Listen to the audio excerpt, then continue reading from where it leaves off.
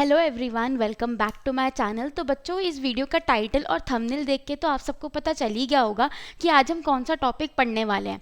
तो आज का जो हम टॉपिक पढ़ने वाले हैं वो है इंफ्रारेड रेडिएशन थेरेपी, जिसको हम IRR भी कहते हैं। तो बच्चों, ये टॉपिक जो है ये वैसे एक बहुत बड़ा टॉपिक है, तो इसको हम दो पार्ट्स में पढ़ेंगे, पार्ट 1 एंड पार्ट 2 के अंदर। ये वाला जो वीडियो है it is part 1 of the infrared radiation therapy. तो इसके अंदर हम कौन कौन सी चीज़ें कवर करेंगे, तो इस वीडियो के अंदर हम पढ़ेंगे कि जो इंफ्रारेड रेडिएशंस हैं ये होती क्या हैं, इनका प्रोडक्शन कैसे होता है, इनका हमारी स्किन के अंदर एब्जॉर्प्शन किस तरीके से होता है, प्लस इनके जो फिजियोलॉजिकल इफेक्ट्स आते हैं वो हमें क्या देखने को मिलते हैं।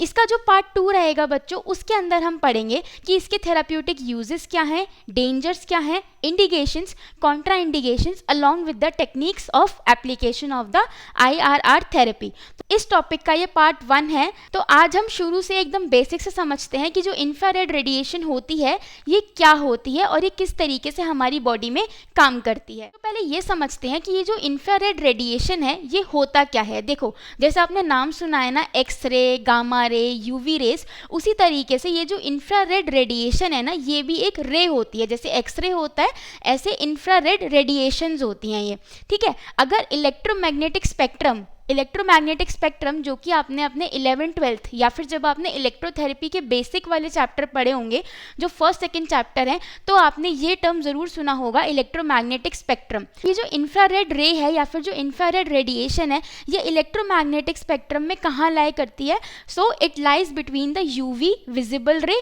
एंड द माइक्रोवेव रेज, ठीक है। तो कोई भी आपसे अगर बेसिक सा ये सवाल पूछता है, ये क्वेश्चन ना 1 या 2 नंबर में ज़रूर आ जाता है, या फिर वाइवा में भी ये पूछ लिया जाता है कि जो इलेक्ट्रोमैग्नेटिक स्पेक्ट्रम है उसमें जो आपका इंफ्रारेड रेज या फिर जो इंफ्रारेड रेडिएशन है वो कहाँ लाई करता है, तो आपका आंसर क्या होगा, UV विजिबल रे और माइक्रोवेव के बीच में। यहाँ पे आप देख सकते हो ये पूरा स्पेक्ट्रम है, यहाँ पे आपका gamma rays, X rays, UV, infra, micro, radio, सारी यहाँ पे जो रेज हैं या वेव्स हैं वो यहाँ पे आपको देखने को मिलती हैं। ये क्लासिफाई करी जाती हैं। तो ऐसा नहीं है कि माइक्रोवेव को उठा के यहाँ लिख दो एक्सरे की जगह और एक्सरे को उठा के माइक्रोवेव की जगह लिख दो, ऐसा नहीं करते। ये इसी तरीके से लिखी जाती हैं और आपको ये इसी तरीके से याद करनी होती है। तो यहाँ पे हमें क्या बात याद रखनी है कि जो इंफ्रारेड रेज हैं या फिर जो इंफ्रारेड रेडिएशंस है वो इलेक्ट्रोमैग्नेटिक स्पेक्ट्रम में किसके बीच में लाई करती हैं। So it lies between the UV और विजिबल रे एंड द माइक्रो वेव। तो इन दोनों के बीच में हमारा आता है इंफ्रारेड रेडिएशन। तो ये तो मैंने आपको एक बेसिक बताया कि जो इंफ्रारेड रेडिएशन है वो इलेक्ट्रोमैग्नेटिक स्पेक्ट्रम में किन दोनों रेज या रेडिएशंस के बीच में लाई करती हैं। अब मैं आपको डिटेल में बताती हूँ कि ये जो इंफ्रारेड रेडिएशंस हैं या फिर जो इंफ्रारेड रेज हैं, अगर हम फिजियोथेरेपी का पार्ट हटा दें एक बार को, तो ये होती क्या है। हाँ, मैंने बोर्ड के ऊपर ना कुछ कैरेक्टरिस्टिक्स लिखी हैं अबाउट द इंफ्रारेड रेडिएशंस। तो अब एक एक करके हम इन सारी कैरेक्टरिस्टिक्स को समझते हैं कि जो इंफ्रारेड रेडिएशंस हैं ये होती क्या हैं। तो सबसे पहली कैरेक्टरिस्टिक इनकी क्या है कि इनमें कोई कलर नहीं होता। जैसे कि कोई रेडिएशन आती है, किसी का रेड कलर आता है, किसी का ब्लू कलर आता है, बट अगर आप इंफ्रारेड को देखोगे ना तो ये जो इंफ्रारेड रेडिएशंस होती हैं इनका आपको कोई भी कलर विजिबल नहीं होगा। ये तो हमें समझ आ गया कि ये जो इंफ्रारेड रेडिएशंस है इनका कोई कलर नहीं होता। तो भैया अगर हम किसी पेशेंट को इंफ्रारेड रेडिएशन थेरेपी दे रहे हैं, वो रेज से हम उसको वो रेज जो है वो हम उसके ऊपर अप्लाई कर रहे हैं, तो हमें कैसे पता चलेगा कि वो रेज वहाँ तक जा भी रही हैं या नहीं जा रही। तो इसका डिटेक्शन कैसे होता है, तो देखो जो इंफ्रारेड रेडिएशंस होती हैं ना ये हमारी स्किन के ऊपर फील होती हैं, थोड़ा सा हल्का सा हमें गर्म लगता है, यानी कि अ फीलिंग ऑफ वार्मथ हमें देखने को मिलती है जब भी हमारी जो स्किन है या फिर जो हमारी ह्यूमन बॉडी है ये एक्सपोज होती है टू द इंफ्रारेड रेडिएशन। तो पहली कैरेक्टरिस्टिक क्या थी कि इनका कोई कलर नहीं होता, और दूसरा क्या रहता है कि इनका हमें थोड़ा सा हल्का सा गर्म, यानी कि फीलिंग ऑफ वार्मथ। तो ये जो कीवर्ड है फीलिंग ऑफ वार्मथ, इसको याद रखना, यही एक डिटेक्टिव मेजर है आपका इंफ्रारेड रेडिएशंस के लिए। नेक्स्ट कैरेक्टरिस्टिक क्या आती है इनकी कि इनकी जो वेवलेंथ होती है, जो इंफ्रारेड रेडिएशन है, अब देखो रेडिएशन है, रे है, वेव है, तो इनकी क्या होगी, वेवलेंथ भी होगी और फ्रीक्वेंसी भी होगी। अब ये जो इंफ्रारेड रेडिएशंस है ना इनकी जो वेवलेंथ है, ये जो इनके पहले वाला हमने इलेक्ट्रोमैग्नेटिक स्पेक्ट्रम में पढ़ा था क्या, visible rays, visible light rays, उनसे ज़्यादा होती है। तो पढ़ो, wavelengths are longer than visible light, ठीक है। यानी कि जो हमने इलेक्ट्रोमैग्नेटिक स्पेक्ट्रम में पढ़ा था तो इनकी जो वेवलेंथ है वो किससे ज़्यादा है, विजिबल लाइट रेज से। दूसरा क्या होता है, ये जो इंफ्रारेड रेडिएशंस होती है ना, अब देखो कोई भी गर्म ऑब्जेक्ट होता है या कोई भी वार्म ऑब्जेक्ट होता है तो वो कॉन्स्टेंटली इंफ्रारेड रेडिएशंस को एमिट भी कर रहा होता है और एब्जॉर्ब भी कर रहा होता है। ये एक खासियत होती है इंफ्रारेड रेडिएशंस की। फॉर एग्जांपल अगर आप सन की बात करो या फिर आप ह्यूमन बॉडी की भी बात करो, तो अगर वो वार्म होंगी तो वो एमिट भी कर रही होंगी और एब्जॉर्ब भी कर रही होंगी इंफ्रारेड रेडिएशंस को। और लास्ट कैरेक्टरिस्टिक क्या है इसकी, कि ये जो रेडिएशंस होती हैं इनको हम थेराप्यूटिकली यूज़ करते हैं। थेराप्यूटिकली यूज़ करने का क्या मतलब होता है बच्चों, तो थेराप्यूटिकली यूज़ करने का मतलब ये होता है कि इनको हम पेशेंट के ट्रीटमेंट के लिए यूज़ करते हैं। अब हम पढ़ते हैं अपना नेक्स्ट सब टॉपिक जो है इंफ्रारेड रेडिएशन थेरेपी का, that is the classification of infrared. अब देखो बच्चों, ये जो इंफ्रारेड रेडिएशंस होती हैं ना, इनको हम दो तरीके से क्लासिफाई करते हैं। तो सबसे पहली क्लासिफिकेशन है वो इंफ्रारेड को 3 पार्ट्स में डिवाइड करती है। कौन कौन से, infrared A, infrared B and infrared C. यानी कि जो इंफ्रारेड है उसको हमने 3 पार्ट्स में डिवाइड किया है, ए, बी एंड सी। अब ये जो क्लासिफिकेशन है, सबसे पहले एक ये पॉइंट समझो कि ये जो क्लासिफिकेशन हम पढ़ रहे हैं ये किसके बेसिस पे किया गया है। तो ये जो क्लासिफिकेशन है it is based upon the wavelength. Wavelength के बेसिस पे इंफ्रारेड को क्लासिफाई किया गया है। तो ये एक इम्पॉर्टेंट पॉइंट है, इसको याद रखना, ठीक है। कोई भी अगर आपसे पूछता है कि जो इंफ्रारेड रेडिएशंस हैं उनको हम किसके बेसिस पे क्लासिफाई कर रहे हैं, फ्रीक्वेंसी के बेसिस पे, एम्पलीट्यूड के बेसिस पे, वेवलेंथ के बेसिस पे, तो आपका आंसर ये आना चाहिए कि हम भाई उसको किसके बेसिस पे क्लासिफाई कर रहे हैं, वेवलेंथ के बेसिस पे हमने इंफ्रारेड को डिवाइड किया है, क्लासिफाई किया। तो पहले तरीके की क्लासिफिकेशन हमारे पास आती है IR, that is infrared A, infrared B and infrared C। तो ये 3 तरह की क्लासिफिकेशन है। IRA यानी कि जो इंफ्रारेड A है उसकी क्या वेवलेंथ रहती है, 760 से 1400 नैनोमीटर की, okay. Then is the IRB। IRB की वेवलेंथ कितनी रहती है, 1400 टू 3000 नैनोमीटर। यानी कि इसके बीच में, इस गैप के बीच में जो भी इंफ्रारेड रेज आएंगी वो किस में कैटेगराइज होंगी, IRB में। Then is the infrared C। तो यहाँ की जो वेवलेंथ है वो कितनी रहती है, 3000 नैनोमीटर टू 1 मिलीमीटर। इसके रेंज में, इसके बीच में जो भी आपकी रेज आएंगी, इंफ्रारेड रेडिएशंस आएंगी, वो किस में क्लासिफाई होंगी, IRC में। अब एक दूसरा तरीका भी है इनको क्लासिफाई करने का, उसे हम कहते हैं शॉर्ट या near IR and the long and the far IR। तो यहाँ पे भी देखो वेवलेंथ का ही डिस्ट्रीब्यूशन है। शॉर्ट या नियर IR में जो वेवलेंथ रहती है इंफ्रारेड रेडिएशंस की वो रहती है 760 टू 1500 नैनोमीटर, और लॉन्ग या फार IR में जो इनकी वेवलेंथ रहती है वो रहती है बिटवीन 1500 टू 15000 नैनोमीटर। तो ये 2 तरीके क्लासिफिकेशन सिस्टम है जो हम इंफ्रारेड रेडिएशंस को क्लासीफाई करने में यूज़ करते हैं। तो आई होप आपको अब ये जो क्लासिफिकेशन वाला कंसेप्ट है इंफ्रारेड रेडिएशन का, ये सारा क्लियर हो गया होगा। क्योंकि अगर आपको पेपर में पूछा जाता है इंफ्रारेड रेडिएशन के बारे में तो आपको ये दोनों ही क्लासिफिकेशन जो है, IRA-B-C वाली भी और शॉर्ट और लॉन्ग वाली भी, ये दोनों तरह की क्लासिफिकेशन जो है वो आपको पेपर में लिख के आनी है। ये बहुत इंपॉर्टेंट है, इसलिए इनको अच्छे से एक बार देख लो, स्क्रीनशॉट ले लो या फिर अपनी कॉपी में नोट डाउन कर लो। अब हम समझते हैं about the production of the infrared radiations, कि ये जो इंफ्रारेड रेडिएशंस हैं ये प्रोड्यूस कैसे होती हैं। अब देखो स्टार्टिंग वाली स्लाइड में हमने क्या समझा था कि कोई भी गर्म ऑब्जेक्ट होता है, कोई भी वार्म ऑब्जेक्ट होता है, तो वो कॉन्स्टेंटली प्रोड्यूस कर रहा होता है और एब्जॉर्ब कर रहा होता है इंफ्रारेड रेडिएशंस को। तो यहाँ से हमें क्या चीज़ मिलती है कि भैया जो भी गर्म चीज़ होगी वही इंफ्रारेड रेडिएशंस को प्रोड्यूस करेगी। तो यानी कि सबसे पहले हमें क्या चाहिए, कोई एक गर्म चीज़ चाहिए, क्योंकि कोई भी गर्म चीज़ होगी वही इंफ्रारेड को प्रोड्यूस करेगी, राइट।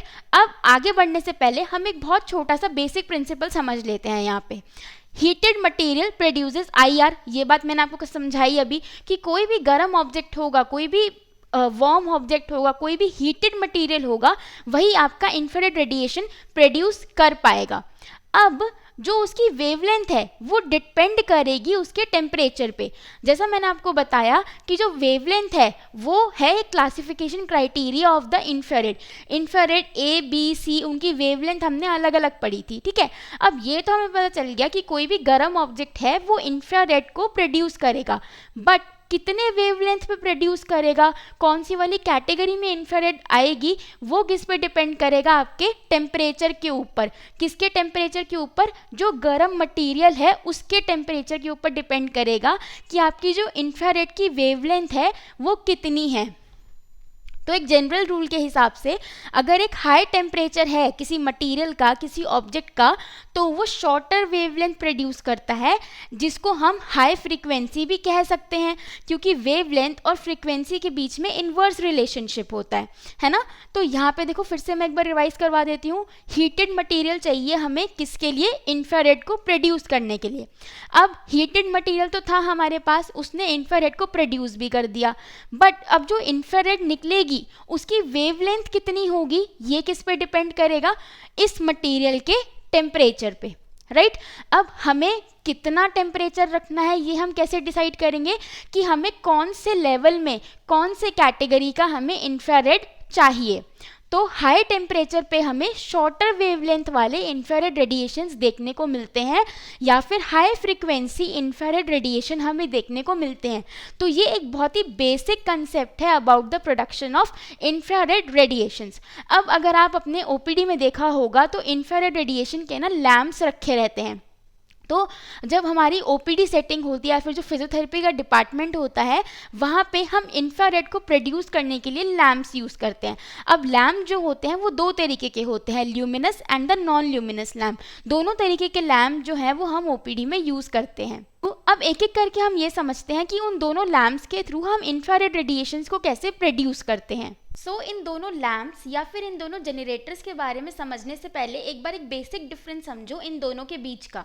एक तरफ आते हैं आपके नॉन ल्यूमिनस जनरेटर या फिर नॉन ल्यूमिनस लैम्प्स, और एक तरफ आते हैं आपके ल्यूमिनस जनरेटर या फिर ल्यूमिनस लैम्प्स। ओके, अब ये वाली जो साइड है नॉन ल्यूमिनस वाली, ये क्या कहती है भैया कि मैं तो गर्म, मैं हीटेड सोर्स तो है यहाँ पे, बट मैं सिर्फ इंफ्रारेड रेडिएशंस को दूंगी बाहर, मैं किसी और को नहीं दूंगी। ये जो ल्यूमिनस वाला है ये क्या कहता है, मेरे से तुम इंफ्रारेड भी ले लो, विजिबल रेज भी ले लो और यूवी रेज भी ले लो, मैं तीनों तरीके की रेज तुम्हें दूंगा बाहर। नॉन ल्यूमिनस क्या कहता है कि भैया मैं तो सिर्फ तुम्हें इंफ्रारेड रेडिएशंस, इंफ्रारेड रेज ही दे सकता हूँ बस। तो ये है एक बेसिक डिफरेंस इन दोनों के बीच का। इस चीज़ को आप याद रखना, क्योंकि कई बार क्या है बच्चे कंफ्यूज हो जाते हैं पेपर के अंदर, या फिर ना एक्सटर्नल में एग्जामिनर भी आपसे पूछ लेता है कि इन दोनों के बीच का apart from the construction and building एक बेसिक डिफरेंस बताओ। तो वो बेसिक डिफरेंस बच्चों यही रहता है कि ये जो ल्यूमिनस वाले हैं ना, ये बहुत ल्यूमिनस हैं, इनमें बहुत जगमगाहट है, ये कहते हैं तुम मेरे से तीनों तरीके की रेज ले लो भैया। और जो नॉन ल्यूमिनस है इसका है नो, ऐसे याद रखो, नो। नॉन ल्यूमिनस है तो मतलब नो, मैं सिर्फ जो मेरा काम है इंफ्रारेड, मैं तुम्हें सिर्फ वही दूंगा, उसके अलावा अगर मेरे से कुछ मांगोगे तो मैं क्या कह दूंगा, मैं तुम्हें नो कह दूंगा। ठीक है, तो इस तरीके से इन दोनों के बीच का ये जो डिफरेंस है इसको अच्छे से समझ लेना। अब बच्चों हम बात कर रहे हैं about the non luminous generator. तो नॉन ल्यूमिनस जनरेटर मैंने आपको क्या बताए थे, जो सिर्फ इंफ्रारेड रेडिएशंस को ही एमिट करते हैं, पास करते हैं। तो इसका अगर हम बेसिक स्ट्रक्चर देखें कि ये बनता कैसे है, तो आओ समझते हैं इसको। तो सबसे पहले क्या है, it consist of a coil. ठीक है, कॉइल, कॉइल माने कि नॉर्मल आप तार जो देखते हो, बिजली की जो एक तार रहती है वो इसके अंदर रहती है। अब ये तार बनती किससे है, तो ये बनती है फ्रॉम निकल क्रोमियम अलॉय।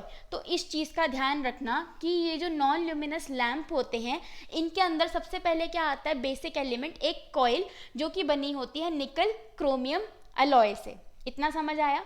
अब ये जो तार है ये किसके ऊपर होती है, so it is wounded on a cylinder of some insulating material. अब इंसुलेटिंग मटेरियल सब जानते हैं क्या होता है, इंसुलेटिंग मटेरियल वो होता है जो अपने से इलेक्ट्रिसिटी या करंट को पास नहीं होने देता।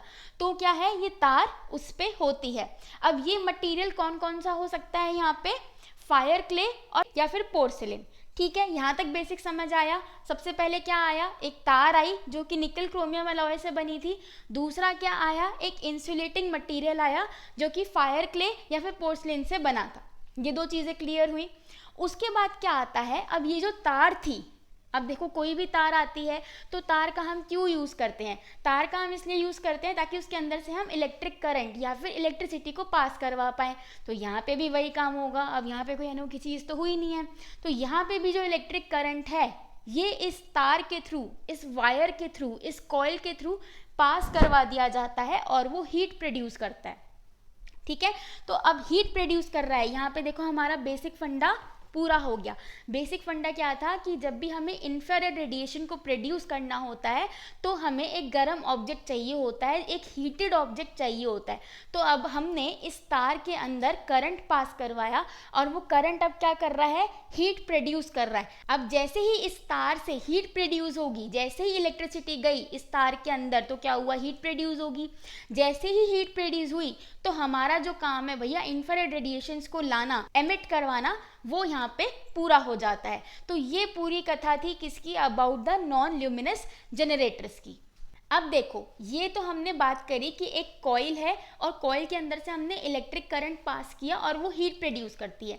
बट अब इस पूरे स्ट्रक्चर को फॉर एग्जांपल देखो, ये हमारे, अब देखो जैसे इसका मैं आपको डायग्राम बना के दिखाऊं तो ये मान लो हमारा इंसुलेटिंग मटेरियल था और ये हमारी तार है। ठीक है, ये हमारी तार है और इसके अंदर हमने क्या पास किया है, इलेक्ट्रिक करंट पास किया है और ये हीट हो रही है। ठीक है, ये जो हमारी तार है ये हीट प्रोड्यूस कर रही है, यानी कि यहाँ का जो आसपास का एरिया है वो सारा गर्म हो रहा है। अब हमें क्या चाहिए, अब हमें ये जो एरिया है यहाँ से जो हीट प्रोड्यूस हो रही है, हीट प्रोड्यूस होकर जो आईआर प्रोड्यूस होगा, इंफ्रारेड रेडिएशन प्रोड्यूस होंगी, वो हमें पेशेंट के ऊपर लगानी है, जहाँ पे उसको पेन है वहाँ लगानी है। तो इसको हम एक रिफ्लेक्टर में बांध देते हैं, रिफ्लेक्टर के अंदर रख देते हैं, जो कि थोड़ा स्फेरिकल शेप का होता है इस तरीके से। ठीक है, यानी कि ये जो एरिया था, ये जो मटेरियल था जो हीट प्रोड्यूस कर रहा था, इसको हमने एक रिफ्लेक्टर के अंदर रख दिया, जिसका आगे से जो स्ट्रक्चर था वो स्फेरिकल शेप में था या पैराबोलिक शेप में था। ऐसा हमने क्यों किया है, यहाँ पे हमने पैराबोलिक या फिर स्फेरिकल शेप रिफ्लेक्टर क्यों यूज़ किया है, इसका हमने पढ़ा था अबाउट अ लॉ। हमने एक लॉ पढ़ी थी और वहाँ से हमने समझा था कि हम सिर्फ इसी शेप का रिफ्लेक्टर क्यों यूज़ करते हैं। हमने क्यों इस तरीके का रिफ्लेक्टर यूज़ नहीं किया, रिफ्लेक्टर तो भैया हम इस तरीके का भी यूज़ कर सकते थे, क्यों ऐसा यूज़ नहीं किया कॉनकेव वाला, हम थोड़ा स्फेरिकल राउंड कन्वेक्स शेप का ही रिफ्लेक्टर क्यों यूज़ कर रहे हैं। तो इसका भी एक लॉ हुआ करता था। अगर आपने बेसिक्स टू इलेक्ट्रोथेरेपी वाला वीडियो देखा होगा या फिर आपने जो बेसिक लॉज हैं जो इलेक्ट्रोथेरेपी के फर्स्ट सेकंड चैप्टर में आपको पढ़ाई जाती हैं, तो आपको इसका आंसर अच्छे से मालूम होगा, और अगर आपको मालूम है तो मुझे ज़रूर कमेंट्स में बताना। अब देखो यहाँ पे हमने इसको, इस स्ट्रक्चर को इस रिफ्लेक्टर के अंदर रख लिया। अब इस रिफ्लेक्टर को हम क्या करते हैं, एक स्टैंड से बांध देते हैं। ठीक है, ये थोड़ा स्टैंड छोटा हो गया यहाँ पे, पर थोड़ा लंबा स्टैंड होता है, उस पे हम बांध देते हैं, जिससे इसकी हाइट को भी हम एडजस्ट कर सके, ताकि जो भी पेशेंट का एरिया है उस एरिया के पास जाके हम इसको अच्छे से सेट कर सके अकॉर्डिंग टू द हाइट। ठीक है, तो यहाँ पे इसका एडजस्टमेंट सेटिंग भी होती है। ये एक इसका रिफ्लेक्टर होता है और इसके अंदर बेसिक क्या चीज़ है वो हमने यहाँ पे अभी समझ ही ली है। यहाँ पे हमें एक और चीज़ समझने वाली हो जाती है कि देखो सबसे पहले क्या है, यहाँ पे एक तार है। ठीक है, तार के अंदर इलेक्ट्रिक करंट जाएगा, फिर वो तार जो है वो हीट अप होगी और फिर यहाँ पे सारे में पूरा एक हीटेड एनवायरनमेंट बनेगा। अब ये जो सारा काम होगा इसमें अंदाजन लगभग 5 to 10 मिनट्स लग जाते हैं। कितने, 5 to 10 मिनट्स इस पूरे काम में। किस काम में, कि आपने लैंप का या इस जनरेटर का स्विच ऑन किया, जैसे ही आपने स्विच ऑन किया तो क्या हुआ, इलेक्ट्रिसिटी आनी पास हो जाएगी लैंप के अंदर, इस जनरेटर के अंदर। ठीक है, जैसे ही इलेक्ट्रिसिटी आएगी तो वो इस वाली कॉइल में जाएगी, जो कि किससे बनी है, निकल क्रोमियम अलॉय से। जैसे ही इसमें इलेक्ट्रिसिटी या करंट आना पास हो जाएगा तो ये हीट अप होने लग जाएगी और यहाँ पे जो फिर हीट है वो एमिट आउट होने लग जाएगी, जिससे इंफ्रारेड रेडिएशंस जो हैं वो प्रोड्यूस होने लग जाएंगी। इस सारी प्रक्रिया में, इस सारे काम में हमें कुछ टाइम लगता है ना, कोई भी चीज़ इंस्टेंट तो होती नहीं है, कुछ ना कुछ टाइम तो लगता है। तो इस प्रक्रिया में हमें 5 से 10 मिनट लगते हैं, किसमें, नॉन ल्यूमिनस जनरेटर्स के अंदर। इसीलिए जब भी आप पेशेंट को इंफ्रारेड रेडिएशन थेरेपी देते हो तो आप जो इंफ्रारेड का लैंप होता है जो ये लैंप होता है ना, इसको हमेशा 5-10 मिनट पहले ही ऑन करके छोड़ देते हो पेशेंट को लगाने से पहले। क्यों? क्योंकि अगर आपने पेशेंट को बैठा दिया, उसका पार्ट एक्सपोज कर दिया, उसके बाद आपने लैंप चालू किया, तो वो तो 10 मिनट फालतू ही बैठा रहा। क्यों? क्योंकि इसके अंदर अभी इंफ्रारेड रेडिएशंस जो हैं वो एमिट आउट बननी तो शुरू ही नहीं हुई है, क्योंकि अभी तो ये प्रोसेस में ही टाइम लग जाएगा 5-10 मिनट। ठीक है, तो इसलिए इस चीज़ को हमेशा ध्यान रखना कि जो नॉन ल्यूमिनस लैंप्स या जनरेटर्स होते हैं इंफ्रारेड रेडिएशन के, उनको हमेशा 5-10 मिनट पहले ही ऑन कर दिया जाता है और उसके बाद पेशेंट के ऊपर अप्लाई किया जाता है। अब दूसरे तरीके के जो जनरेटर्स होते हैं जो कि इंफ्रारेड को प्रोड्यूस करने में हेल्प करते हैं, वो होते हैं हमारे ल्यूमिनस जनरेटर्स, राइट। इनके बारे में हमने क्या पढ़ा था स्टार्टिंग में कि ये इंफ्रारेड भी देते हैं, यूवी भी देते हैं और विजिबल रेज भी एमिट आउट करते हैं, जो कि नॉन ल्यूमिनस जो वाले थे वो नहीं कर रहे थे, पर ये बहुत अच्छे होते हैं, ये आपको तीनों चीज़ें दे देते हैं। अब इन वाले जनरेटर्स के अंदर जो स्पेशल आपको एक वर्ड याद रखना है वो है इनकैंडेसेंट लैंप। क्या है? Incandescent lamp. तो ल्यूमिनस जनरेटर के अंदर जो इंफ्रारेड रेज प्रोड्यूस होती हैं वो किसके द्वारा प्रोड्यूस होती हैं? एक स्पेशल लैंप जिसका नाम है इनकैंडेसेंट लैंप। अब इस लैंप की क्या खासियत होती है कि आपने अपने घर में बल्ब देखा है? बल्ब कैसा होता है? तो बल्ब की अगर मैं यहाँ पे ड्राइंग बनाऊँ तो ये कुछ इस तरीके से होता है, यहाँ पे कुछ, और यहाँ पे एक ऐसी एक वायर सी लगी होती है ना। ड्राइंग तो मेरी बहुत अच्छी वैसे है नहीं, पर हाँ इतनी है कि तुम समझ जाओगे। ठीक है, घर में आपने एक बल्ब देखा होगा, लगाया भी होगा कई बार, तो आपका जो बल्ब है कुछ वो इस तरीके से दिखता है। तो सेम ये जो ल्यूमिनस जनरेटर होते हैं ना, ये इसी तरीके से होते हैं। अब इसकी मैं आपको सारी बातें एक एक करके समझाती हूँ। इसके अंदर भी क्या होता है, जैसे हमारा बल्ब होता है तो वो किससे बना होता है? बाहर ग्लास लगा होता है और अंदर एक वायर होती है। यहाँ पे भी सेम होता है, यहाँ पे अंदर एक वायर होती है जो कि किससे बनी हुई होती है? टंगस्टन से। किससे? टंगस्टन से। और ये जो बाहर का स्ट्रक्चर है ये किससे बना होता है? ग्लास से। ठीक है, और इसके अंदर ये जो खाली जगह रह गई है ये किससे भरी जाती है? या तो ये खाली रहती है, कोई ऑक्सीजन कोई एयर नहीं होती इसके अंदर, या फिर इसके अंदर एक इनर्ट गैस होती है लो प्रेशर पे। तो ये है हमारा इनकैंडेसेंट लैंप। बहुत सिंपल भाषा में मैंने आपको समझा दिया, एक बार पढ़ लेते हैं। सो इसके अंदर एक वायर फिलामेंट होता है जो कि ग्लास बल्ब के अंदर एनक्लोज रहता है। डायग्राम में देख सकते हो, वहाँ पे बाहर ग्लास है, अंदर एक वायर फिलामेंट है। अब ये जो वायर फिलामेंट है ये टंगस्टन से बनी होती है। अब टंगस्टन से ही क्यों बनी होती है जी? टंगस्टन ने ऐसे कौन से महान काम किए हैं कि हम जो यहाँ पे जो वायर है वो टंगस्टन को ही देते हैं? क्योंकि देखो, अब ये एक बल्ब है ना, अब यहाँ पे इसका एक स्विच भी होगा ना जी, ये किसका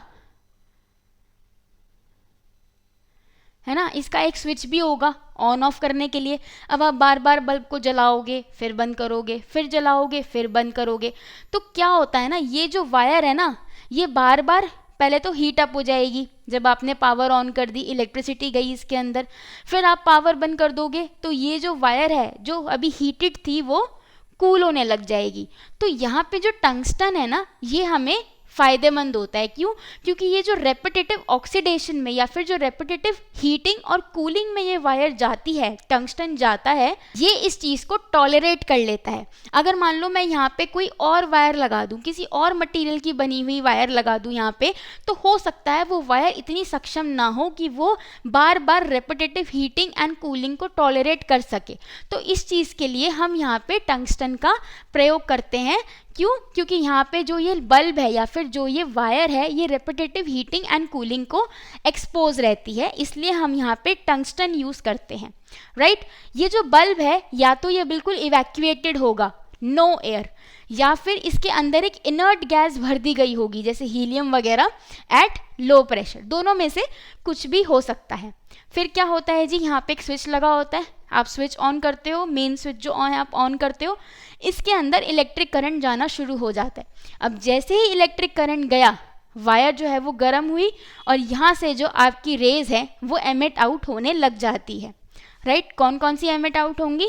infrared, ultraviolet and the visible raise.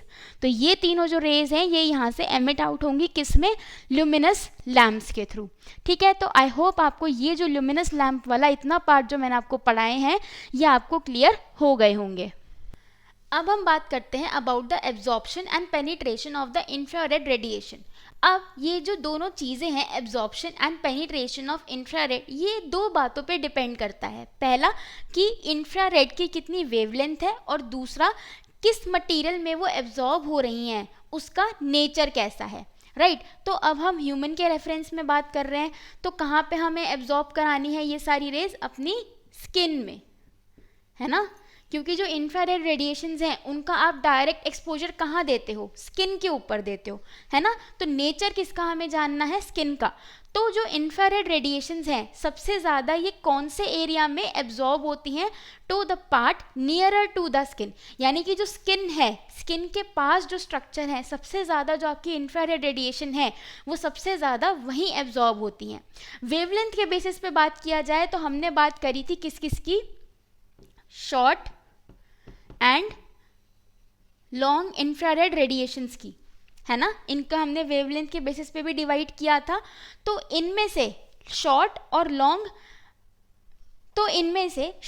Long wavelength की जो इंफ्रारेड रेडिएशंस हैं, इनमें से जो आपकी शॉर्ट IR है, इसका जो पेनिट्रेशन या एब्जॉर्प्शन होता है, it is more than the long infrared radiations. अगर आपसे कोई पूछता है कि इंफ्रारेड रेडिएशन में से कौन सी वो रेडिएशन है, कौन सी वो टाइप है जो सबसे ज़्यादा एब्जॉर्ब होती है, तो वो होती है हमारी शॉर्ट IR। ओके, अब हम पढ़ते हैं about the physiological effects of the infrared radiation therapy. अब देखो इंफ्रारेड रेडिएशन थेरेपी में क्या हो रहा है, हम फिर से वही हीट प्रोड्यूस कर रहे हैं और पेशेंट को उस हीट में एक्सपोजर दे रहे हैं इंफ्रारेड रेडिएशंस का। क्योंकि इंफ्रारेड रेडिएशन कैसे हमें डिटेक्ट होती है हमारी ह्यूमन स्किन के ऊपर, ह्यूमन बॉडी के ऊपर, as a feeling of warm, जो कि हमने इस वीडियो के स्टार्टिंग में बात करी थी।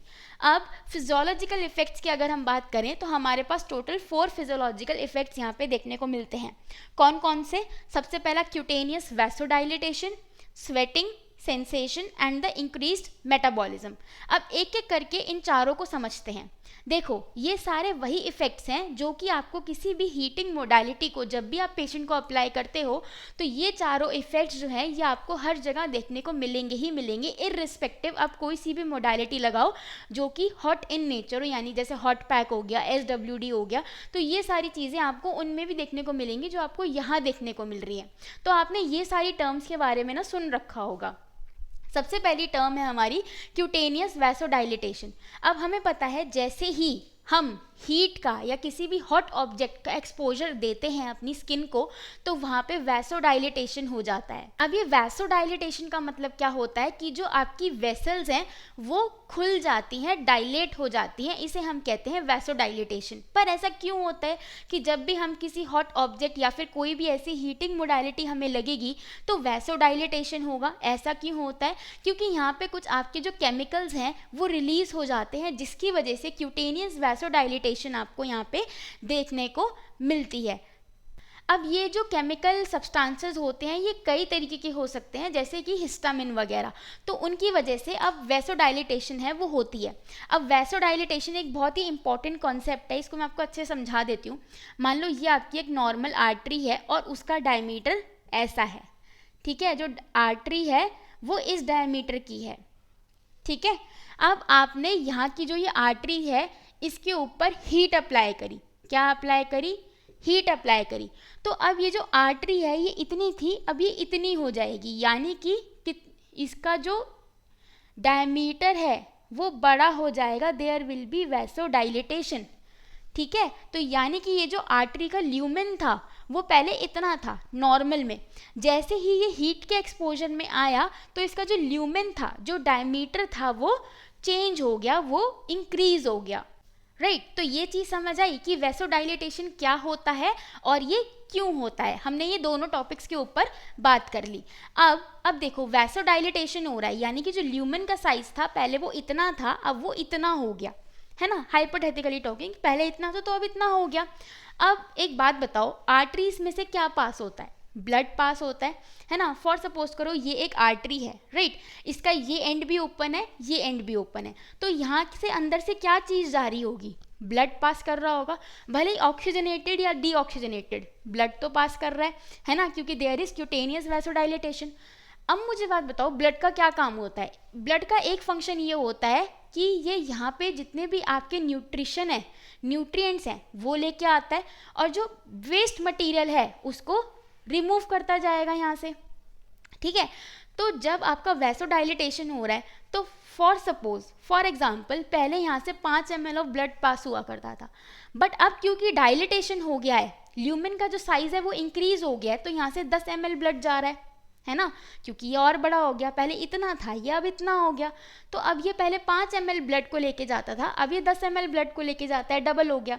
तो अगर हमारा ब्लड सप्लाई बढ़ेगा तो क्या मैं ये कह सकती हूँ कि यहाँ पे जो न्यूट्रिएंट्स आ रहे थे वो और ज़्यादा आने लग जाएंगे, और जो वेस्ट मटेरियल का रिमूवल था वो भी ज़्यादा होने लग जाएगा। क्यों? क्योंकि ब्लड आपको यहाँ पे ज़्यादा क्वांटिटी में सप्लाई हो रहा है। उसकी वजह से क्या होगा? उसकी वजह से जो आपका जो मेटाबॉलिज्म है वो भी अच्छा हो जाएगा, स्किन के ऊपर जो है वो रेडनेस आने लग जाएगी। तो ये क्यों हो रहा है? Because of this cutaneous vasodilatation. तो ये एक बेसिक कंसेप्ट है अबाउट द क्यूटेनियस वैसोडाइलेटेशन। तो जहाँ पे भी आपको क्यूटेनियस वैसोडाइलेटेशन लिखा हुआ मिले तो ये अंडरस्टूड है कि जो डायमीटर है ल्यूमेन का वो बढ़ गया है, ब्लड सप्लाई इंक्रीज हो गया। ये सारी बातें इंटर रिलेटेड हैं, देखो, ठीक है। ब्लड सप्लाई इंक्रीज हो जाएगा तो उसकी वजह से क्या होगा, जो न्यूट्रिएंट्स की सप्लाई है वहाँ पे उस एरिया पे वो इंक्रीज हो जाएगी। जो वेस्ट प्रोडक्ट हैं उनका जो रिमूवल है वो क्या हो जाएगा, इंक्रीज हो जाएगा, क्योंकि ब्लड बहुत क्वांटिटी में आ भी रहा है और आगे जा भी रहा है। तो वैसोडाइलेटेशन हुआ तो उसकी वजह से ये 4 और एक 5वीं increase in metabolism because of these reasons. इन सारे रीजंस की वजह से there is an increase in metabolism, ठीक है। तो ये सारी चीज़ें आपस में इंटर रिलेटेड हैं बिकॉज ऑफ वैसोडाइलेटेशन। अब नेक्स्ट पॉइंट क्या आता है हमारे पास, स्वेटिंग। अब स्वेटिंग सबको पता है क्यों होती है और कैसे होती है। जब भी हमें बहुत गर्मी लगती है या फिर कोई भी बहुत बाहर से हमें गर्मी लगती है तो हम स्वेट करते हैं। अब ये क्यों होता है? ताकि जो हमारी स्किन है उस पर कूलिंग इफेक्ट हमें देखने को मिले। तो अब हम यहाँ पे हमारी बॉडी को, हमारी स्किन को किससे एक्सपोज कर रहे हैं? हीट से एक्सपोज कर रहे हैं। तो हमारी स्किन को ठंडा रखने के लिए क्या होती है, हमारी बॉडी का नेचुरल रिस्पॉन्स क्या आता है? स्वेटिंग का। Next is the sensation. अब देखो हमारे बॉडी के अंदर डिफरेंट सेंसेशंस प्रेजेंट होती हैं। सेंसेशंस प्रेजेंट होने का क्या मतलब होता है? जो सेंसरी रिसेप्टर्स हैं वो प्रेजेंट होते हैं। आपको अगर मैं इस मार्कर से इस तरीके से पिंच करूं तो आपको फील होगा, क्यों? क्योंकि यहाँ पे रिसेप्टर प्रेजेंट है। अगर मैं एक बहुत ठंडे पानी की बोतल लेके यहाँ पे लगाऊं तो भी मुझे फील होगा, या फिर कोई बहुत गर्म ऑब्जेक्ट टच हो जाए तो भी मुझे फील होगा। क्यों? Because I have sensory receptors all over the skin. आपके भी, मेरे भी, जितने भी ह्यूमन्स हैं सबके होते हैं, ठीक है। तो जब भी इंफ्रारेड रेडिएशन से हम एक्सपोज होते हैं तो जो हमारे सेंसरी रिसेप्टर्स हैं, सेंसरी रिसेप्टर्स में भी कौन से रिसेप्टर्स हमारे? थर्मल रिसेप्टर्स कौन से होते हैं? जो हमारी हॉट एंड कोल्ड की जो सेंसेशन है उसको लेके जाते हैं टू द ब्रेन। तो ये जो हमारे थर्मल रिसेप्टर्स हैं, कौन से? थर्मल रिसेप्टर्स हैं, ये एक्टिवेट हो जाते हैं, जिसकी वजह से जो ये हॉट सेंसेशन हमें मिलती है बिकॉज ऑफ इंफ्रारेड रेडिएशन, ये आगे ट्रैवल हो जाती है और ये ब्रेन तक पहुंच जाती है, ठीक है। फॉर सपोज यहाँ पे पेशेंट का हाथ है, ये पेशेंट की 5 उंगलियां जो कि इतनी सुंदर तो नहीं है, पर समझो कि ये पेशेंट का हाथ है, यहाँ पे वो आराम से बैठा हुआ है और यहाँ पे कहीं जाके उसका ब्रेन है जो कि 2 पार्ट्स में डिवाइडेड है, राइट और लेफ्ट। अब पेशेंट को यहाँ पे क्या है, इंफ्रारेड लगाया हमने, ठीक है। यहाँ पे क्या पेशेंट को हो रहा है? इंफ्रारेड रेडिएशन हमने लगा दी। अब इंफ्रारेड रेडिएशन हमने लगाई है तो हमें पता है यहाँ पे पेशेंट को कैसा फील होगा? There will be a feeling of warmth या फिर हॉट, है ना जी। गर्म चीज से एक्सपोज करोगे तो गर्मी लगेगी ना, ठंडक तो लगेगी नहीं। तो यहाँ पे क्या फीलिंग आई? पेशेंट को बहुत गर्म हो गया। अब पेशेंट का जो सेंसरी रिसेप्टर था, सेंसरी रिसेप्टर माने थर्मल रिसेप्टर, क्योंकि वही इस सेंसेशन को कैरी करेगा, है ना। तो हमारे ब्रेन तक सिग्नल पहुंचा जी, हाँ जी ब्रेन अब यहाँ पे गर्म लगना शुरू हो गया। ठीक है जी, आपने पेशेंट को छोड़ दिया और पेशेंट को क्या बोल के छोड़ा, ज़्यादा लगे गर्म तो मुझे बता देना। अब क्या हुआ, 10 मिनट हो गए पेशेंट को, रिफ्लेक्टर आपका जो आपका जनरेटर है इंफ्रारेड लैम्प वो आपका वहीं लगा हुआ है। थोड़ी देर बाद पेशेंट को यहाँ पे बहुत ज़्यादा गर्म लगने लग गया इस एरिया में। क्यों? क्योंकि इंफ्रारेड रेडिएशन बहुत ज़्यादा ही फोकस्ड हो गई यहाँ पे। उसकी वजह से क्या हुआ, ब्रेन के पास दोबारा सिग्नल गया जी अलर्ट हो जाओ, अब बी अलर्ट, बहुत ज़्यादा तेज़ गर्म लग रहा है, इससे ज़्यादा गर्म हुआ तो आपका हाथ जल जाएगा, पेन होने लग रहा है हाथ में। तो फिर क्या करता है पेशेंट बोलता है, थेरेपिस्ट को बोलता है कि जी हाथ पे बहुत गर्म लग रहा है। फिर आप क्या करते हो, इंफ्रारेड रेडिएशन जो है, जो लैम्प है, जो जनरेटर है, उसको दूर प्लेस कर देते हो ताकि पेशेंट को ज़्यादा गर्म सेंसेशन ना लगे और दूर कर देते हो इसको। ठीक है, तो ये होता है हमारे थर्मल रिसेप्टर्स का काम। समझ में आया? ये जो ब्रेन तक इन्फॉर्मेशन गई कि अलर्ट हो जाओ भैया जी यहाँ पे अब बहुत गर्म लग रहा है, वो किसकी वजह से गई, because of these thermal receptors. तो ये हमारे फिजियोलॉजिकल इफेक्ट्स होते हैं जो कि हमें इंफ्रारेड रेडिएशन में देखने को मिलते हैं, और बेसिकली ये उन सभी मोडालिटीज़ में देखने को मिलते हैं जो भी हमारी हॉट या फिर थर्मल मोडालिटीज़ होती हैं।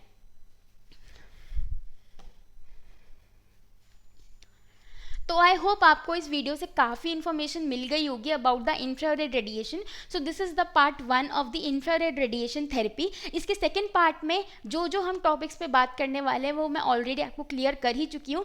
इसके नेक्स्ट पार्ट में यानी कि पार्ट 2 ऑफ इंफ्रारेड रेडिएशन में हम बात करेंगे about the dangers, indications, Contra indications, therapeutic effects and the techniques of application of infrared radiation. तो इसका सेकेंड पार्ट के लिए प्लीज़ सब्सक्राइब। तो अगर आपको ये वीडियो पसंद आया हो और आपको ये इन्फॉर्मेटिव लगा हो तो please like, share and subscribe to my channel, और अपने फ्रेंड्स में भी ये वीडियो ज़रूर सर्कुलेट करना। Thank you.